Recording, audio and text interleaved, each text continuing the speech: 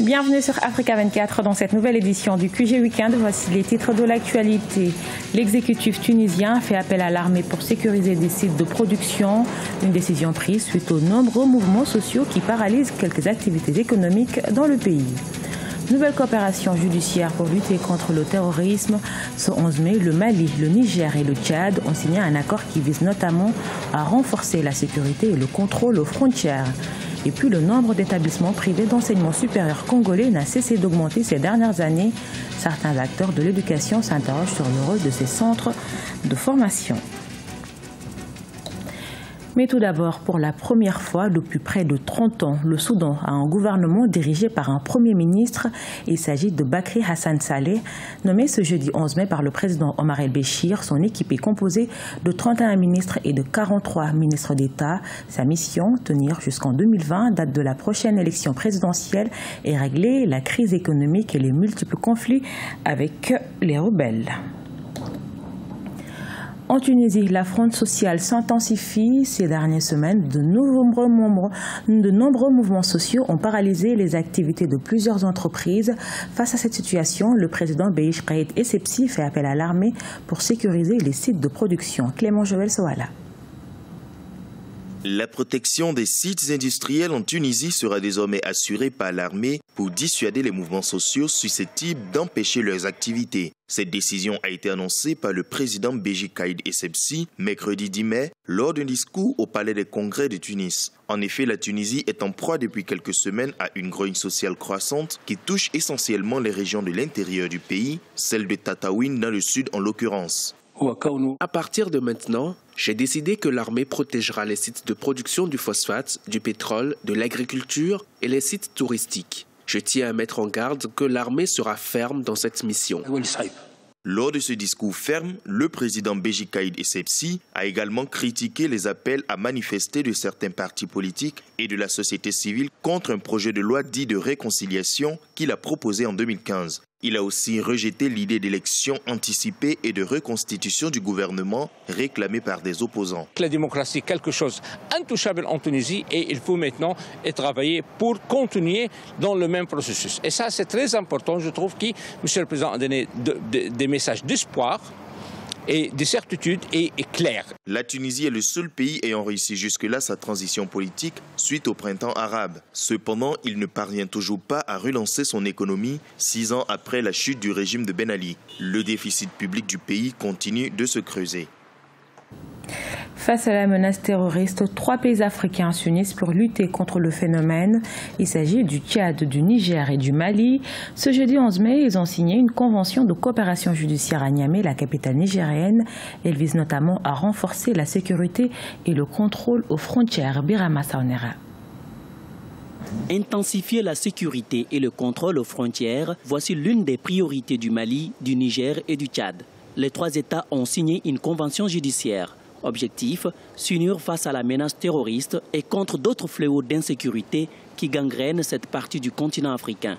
L'accord prend en compte la coopération judiciaire tant en matière pénale que civile, sociale, commerciale ou administrative. Concrètement, aujourd'hui, nous savons aller plus vite et nous savons aller ensemble en partage pour prendre en charge une action judiciaire qui peut débuter au Mali et qui peut se poursuivre au Tchad et au Niger. En procédant à la signature de cette convention qualifiée d'historique, les 3 pays ont décidé de mettre leur justice en phase avec la réalité du terrain. L'accord porte également sur l'extradition, le transfert des poursuites et les enquêtes conjointes entre officiers et agents de police judiciaire de pays signataires. Pour moi, c'est une bonne chose. Maintenant, c'est l'applicabilité. Comment l'application, comment ça va se mettre en route de manière effective sur le terrain, parce qu'il y a eu beaucoup d'initiatives. On a vu dans le cas de cette liste, il faut essayer de concrétiser les choses sur le terrain pour que effectivement les populations sentent que véritablement il y a un effort qui est en train d'être mené par rapport à ce genre de lutte. Mais tant qu'on reste juste au niveau formel où on paraphe juste des documents et que de part et d'autre les gens ne font pas les efforts nécessaires pour que ça soit effectif, moi je dis ça ne sert à rien du tout.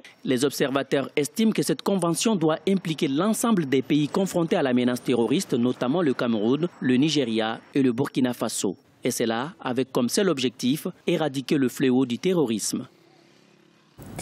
Après avoir augmenté le budget de l'armée, le gouvernement malien souhaite renforcer ses effectifs. 5000 soldats seront recrutés prochainement.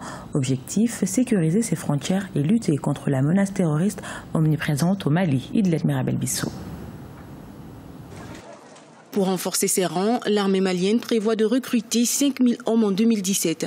Ce recrutement s'inscrit dans le cadre de la loi d'orientation et de programmation militaire qui ambitionne de forger un outil de défense professionnel. Et pour cela, il s'avère nécessaire de renforcer les effectifs car l'armée perd régulièrement des hommes dans le nord et le centre du pays depuis 5 ans. Le travail d'examen a été fastidieux compte tenu du respect des critères et conditions de recrutement. Pour ce recrutement du contingent de 5000 éléments, 60 136 dossiers ont été déposés. Après examen, seuls 9 273 dossiers ont été validés. Les résultats de la première étape seront publiés dans les prochains jours. Depuis 2012, avec l'éclatement de la crise dans le nord du Mali, les forces armées maliennes sont engagées dans une lutte contre le terrorisme. Et une semaine après la perte de 9 militaires dans un assaut à Ségou au centre du pays, 7 soldats ont été tués dans une attaque dans la région de Gao, au nord, le 7 mai 2017. Cette situation d'insécurité installée dans ces parties du pays interpelle les autorités. À noter que les négociations pour la paix au nord du Mali avec en scène la communauté internationale se poursuivent. Les attentes sont fortes. C'est d'abord le retour de l'armée de l'administration sur tout le territoire, la sécurisation du territoire malien et au-delà, disons, l'existence d'une armée républicaine, une loi de programmation militaire que les spécialistes trouvent assez révolutionnaire. L'attente, c'est que vraiment, cette fois-ci, ça comme les attentes. Au Mali, 15% du projet du budget 2017 a été orienté à la défense et à la sécurité. Cet investissement est porté vers l'acquisition de nouvelles infrastructures, le renforcement des capacités et à la formation des différents segments des forces de défense et de sécurité du Mali. En République du Congo, l'université Mariengouabi de Brazzaville est le seul établissement supérieur public du pays ayant une capacité limitée. Les établissements privés viennent comme alternative, mais ces dernières années, leur nombre a augmenté, une hausse qui pousse à s'interroger sur le rôle de ces centres de formation. Précision dans ce reportage de notre correspondant Deva Ponzo. La République du Congo compte plus d'une trentaine d'établissements privés d'enseignement supérieur. Ceux-ci complètent les capacités d'accueil limitées de l'unique université publique que compte le pays, l'université Mariengouabi. Le privé doit constituer un peu comme l'alternative, vient en complémentarité de ce qui se fait au niveau du public. La preuve, c'est que dans ces établissements privés, ceux qui professent là-bas, ce sont pour la plupart des cadres du secteur public. Avec les 11 établissements que compte l'université Mariengouabi, le secteur privé détient un rôle important dans la formation des cadres. Mais plusieurs experts du domaine de l'enseignement pensent que ces établissements privés limitent la notoriété de l'université Mariengouabi. On voit naître par-ci, par-là des universités privées. Et à mon avis, cette façon de laisser naître les universités privées contribue à détruire l'université Mariengouabi. À mon avis, elle vient pour diminuer l'université parce que ces universités déjà regorgent les étudiants qui n'ont pas le niveau, les étudiants qui craignent de redoubler à l'université Mariengouabi.